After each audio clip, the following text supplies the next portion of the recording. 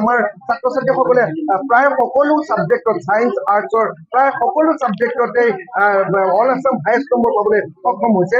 মেথছত all Assam highest পাবলৈ সক্ষম হৈছে, কেমেষ্ট্ৰিত হায়েষ্ট, ফিজিক্সত, ইংলিছত, ষ্টেটিষ্টিক্সত, ঠিক তেনেকৈ এন্থ্ৰপলজিত, ইকনমিক্স, এই সকলোবিলাক ছাবজেক্টত ছাত্ৰ ছাত্ৰীসকলে অল আছাম হায়েষ্ট নম্বৰ পাবলৈ সক্ষম হৈছে। গতিকে সেই ৰিজাল্টটোৱে এতিয়া আমি ক'ব পাৰিম। কিন্তু আগৰ যিটো পৰিৱেশ আছিল আৰু আজিৰ দিনৰ পৰিৱেশটোৰ মাজত ৰাতি দিন তফাত হৈছে, বহুত বেছি নিমাও আৰু সেমেকা পৰিৱেশ। কাৰণ আজিৰ দিনটোত আমাৰ কাৰণে এটা ডাঙৰ উৎসৱ হৈছিলে। কাৰণ 2023 চনতে চাওক আপুনি, একেলগে 19 জন ছাত্ৰ ছাত্ৰীয়ে স্থান লাভ কৰিছিলে, য'ত আমাৰ গোটেই ৰিজাল্ট শ্বীটখন, কাউন্সিলৰ ৰিজাল্ট শ্বীটখনত কেৱল ৰামানুজন হৈ আছিল, কি ছায়েন্সে হওক কিংবা আৰ্টছে হওক। অৱশ্যে কমাৰ্চৰ এইবাৰ আমাৰ প্ৰথম ফাইনেল দিছে, কিন্তু এতিয়ালৈকে আমি সম্পূৰ্ণ ৰিজাল্টটো পোৱা নাই। ঠিক তেনেকৈ 2020 চনতো 19 জন ছাত্ৰ ছাত্ৰীয়ে স্থান লাভ কৰিবলৈ সক্ষম হৈছিলে। 2015 চনৰ পৰা সকলো বৰ্ষতেই প্ৰথম স্থান আহি আছিল কেৱল ৰামানুজনলৈ, আৰু 2008 বৰ্ষৰ পৰা আৰম্ভ কৰি 2023 বৰ্ষৰ ভিতৰত 88 জন ছাত্ৰ ছাত্ৰীয়ে স্থান লাভ কৰিবলৈ সক্ষম হৈছিল।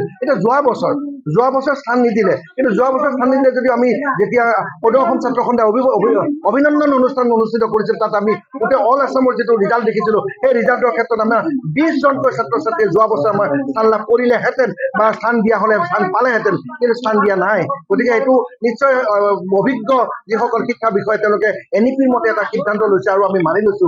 গতিকে এতিয়া সেই পৰিৱেশটো, আগৰ যিটো পৰিৱেশ নাই, সেই পৰিৱেশটোত এটা এনেকুৱা উৎসৱমুখৰ পৰিৱেশ হয়, যিটো উৎসৱমুখৰ পৰিৱেশত সকলোবোৰ ছাত্ৰ ছাত্ৰীয়ে এটা প্रण লয়, প্ৰতিজ্ঞাবদ্ধ হয় যে এইবাৰ মই যাম, মই অহাবাৰ আহিম, মই মালা পিন্ধিম, মই গামোচা পিন্ধিম, মই প্ৰচেছনত আগত থাকিম, তেনেকুৱা ধৰণৰ প্रण লোৱা যিটো আছিল বা গোটেই অসমত যিটো পৰিৱেশ হয়, ছাত্ৰ ছাত্ৰীসকলৰ যিটো প্ৰতিজ্ঞাবদ্ধ হয়, সেই পৰিৱেশটো কিন্তু এতিয়া নাই।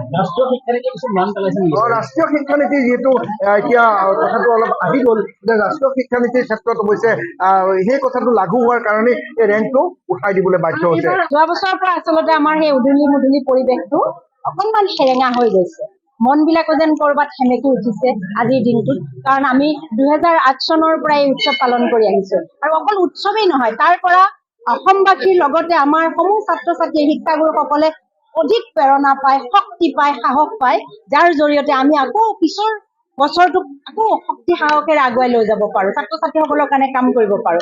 কিন্তু এতিয়া সেই পৰিৱেশটো অকণমান হেৰাই গৈছে। হয়তো আমাৰ বুদ্ধিজীৱীসকলে, শিক্ষাবিদসকলে, আমাৰ শিক্ষা জগতৰ ব্যক্তিসকলে এটা সিদ্ধান্ত লৈছে, আৰু আমিও সেই সিদ্ধান্তটোক মানি লৈছো। হয়তো ৰূপান্তৰে জগত সুন্দৰ কৰে, সেই আদৰ্শৰে তেওঁলোকে এটা নতুন পদ্ধতিৰে শিক্ষা ব্যৱস্থাটোক আগুৱাই লৈ যাব বিচাৰিছে, আৰু তাক আমি সদায় স্বাগতম জনাম বা জনাইছো।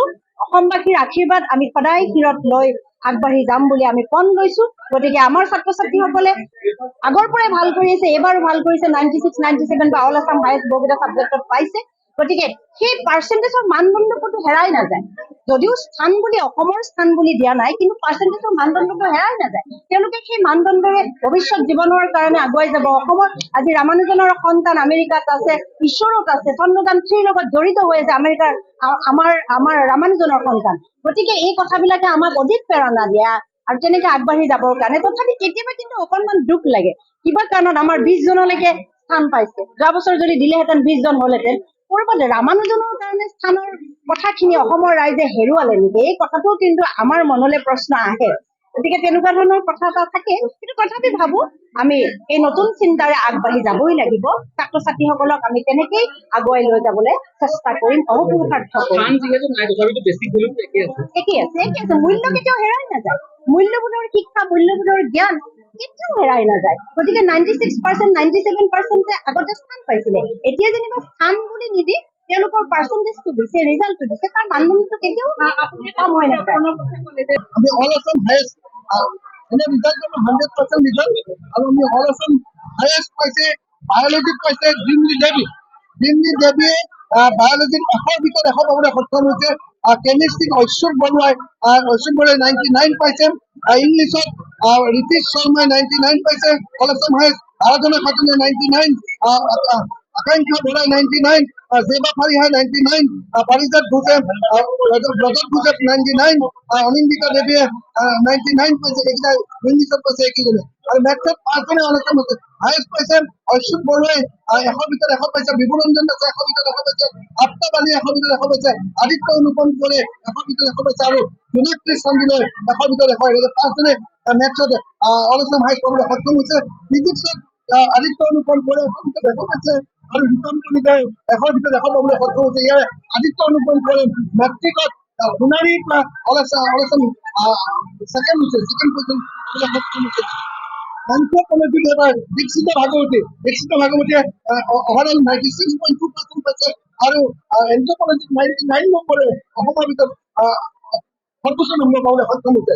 ইকনমিক্সত সুপৰ্ণা ভাৱালে 100 ভিতৰত 100 পাইছে। ইকনমিক্সত সুপৰ্ণা ভাৱালে। ষ্টেটিষ্টিক্সত তিনিজন ছাত্ৰ ছাত্ৰীয়ে অল আছাম হাইস্ট নম্বৰ পাবলৈ সক্ষম হৈছে। তাৰে 98 পাইছে ৰীতম কলিতাই, 98 পাইছে সন্তোষ কুমাৰ গুপ্তাই, 98 পাইছে, আৰু সমৃদ্ধি ৰাজখোৱাই 98 পাইছে। এই সমাজত তেনেকৈ আমি গোটেই ৰিজাল্টটো অহা নাই মাহত, কিন্তু মাত্ৰ সমাজত 17জন ছাত্ৰ ছাত্ৰী আছিলে, আৰু ভাল কৰিব বুলি মই আশা ৰাখিছোঁ।